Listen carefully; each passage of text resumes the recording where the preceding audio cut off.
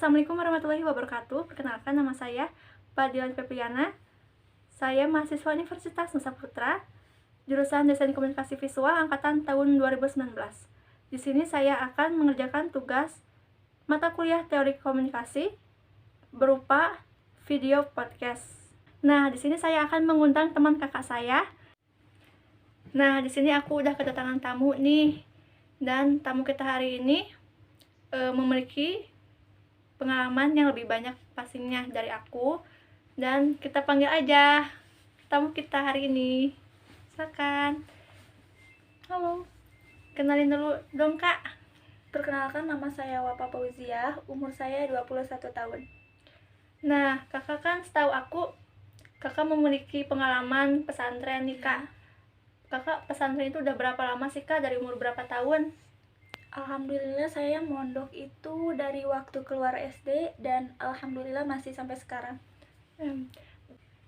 Kak, aku mau nanya dong, kalau pesantren sama pasaran itu apa bedanya sih? Soalnya kan kakak kadang pesantren, kadang pasaran, jadi aku tuh bingung gitu kan. Oh iya, perbedaan pesantren sama pasaran itu ya mungkin kalau pesantren ya ngaji kitab ya anak kan ada kitab anak tuh di pondok, bisa dalam jangka waktu lama ke tamat itu. Tapi kalau pasaran bisa dipercepat, jadi yang tadinya tamat misalkan sekian tahun, tapi ketika pasaran ya bisa ditarget jadi 2 bulan 3 bulan misalkan seperti itu. Atau penyurahannya jadi dipercepat, dipersingkat gitu, nggak terlalu detail seperti ngaji biasa gitu ya, seperti gitu. itu. Terus kak, aku mau nanya dong, kalau di pesantren itu tidurnya itu gimana sih kak? Berapa orang atau gimana sih kak gitu? Beda-beda ya, setiap pesantren itu pasti beda-beda. Kalau pasaran kadang sekobong itu ya, kalau sekobong itu nyampe 30 orang dari sekobong itu, satu ruangan ya. Kalau mondok biasa-biasa mungkin tergantung sih gimana besar atau enggak pondoknya. Terus kalau mengikuti pasaran itu berapa lama sih kak? Pasaran tergantung ya, cuman mungkin saya paling lama mengikuti pasaran itu selama 3 bulan. 3 bulan. Dan paling sebentarnya itu berapa lama sih kak? Paling sebentar 10 hari. Oh, 10 hari ya. Kak, kalau pas pesantren itu kan pasti ada yang melanggar peraturan dong. Dan gimana sih kak kalau melanggar peraturan pesantren itu? Kalau di pesantren saya dulu ya mungkin ada-ada saja ya yang melanggar peraturan, tapi melanggar yang 3 itu sangat fatal: pencurian, perkelahian, dan juga pacaran. Ya, itu dikenakan sanksi. Mungkin yang pertama akan dihukum di pesantren, dikenakan sanksi oleh guru. Sesudah itu mungkin akan dikeluarkan dari pesantren. Gitu. Terus kalau kita megang HP itu boleh gak sih kak di pesantren?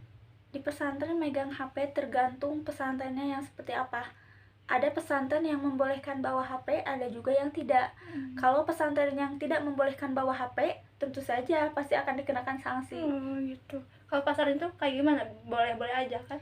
Pasaran beda-beda juga, ada yang membolehkan, ada yang tidak, tapi kebanyakan yang membolehkan bawa HP. Dan terus kan kak, kalau pesantren itu cara sekarang itu kan pasti dong pasaran itu kesana kemari nih kan. Terus kita harus beradaptasi lagi dengan banyak orang. Dan cara beradaptasi dengan banyak orang itu kayak gimana sih kak? Tentunya kan sulit gitu ya bagi saya. Kalau bagi mungkin kakak, bagi setiap orang pun akan sulit ya beradaptasi. Tapi tergantung kitanya. Kalau kita emang benar-benar mau deket sama seseorang, tentunya kita harus berusaha juga dong ngedeketin orang itu gitu kan ya, bersosialisasi gitu. bersosialisasi dengan orang. Kak, kalau pesantren itu kan pasti banyak disuruh menghafal. Dan pastinya itu ditarget atau enggak sih kak? Tergantung ya. Kalau di pesantren saya dulu, menghafal itu mungkin bukan ke guru langsung, bukan ke pembimbing langsung, tetapi ke ketua sorogan, ke santriat yang sudah dipercaya untuk membimbing kita yang kecil-kecil gitu. Tergantung ketua sorogannya, ada yang ditarget misalkan sekian bait, ada juga yang enggak, semampu kita aja gitu. Dan mudah gak sih belajar kitab kuning itu? Secara kan kitab kuning itu membaca Arab gundul gitu kan kak? Sulit sih, harus banyak menghafal, belajar. Kita akan tahu bagaimana cara membacanya ketika kita sudah tahu ta'rifnya seperti apa, tarkibannya seperti apa, dan itu pun membutuhkan waktu yang lama. Kalau kita belajar ngelogat aja itu nggak butuh waktu 1 tahun, ngelogat benar-benar rapi itu nggak butuh 1 tahun.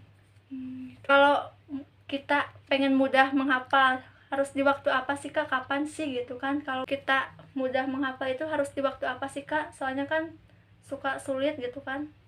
Menurut saya mudah menghafal itu di waktu subuh, sepertiga malam, dan di waktu jam 12 malam. Itu menurut saya sangat mudah hafalan-hafalan masuk. Soalnya kan pikiran kita benar-benar bersih, benar-benar jernih Gitu di waktu Kak. itu menurut saya. Dan kalau pesantren itu target ngajinya itu sampai kapan sih Kak? Kakak gitu kan. Kalau target ngaji mungkin nggak akan selesai-selesai ya. Pastinya. Tapi kalau target mondok Pesantren ya, insya Allah mungkin ketika saya sudah bertemu dengan jodoh, Amin, saya semoga berhenti. ya Kak ya. Tahun ini ya Kak ya. Amin, Amin. doain aja.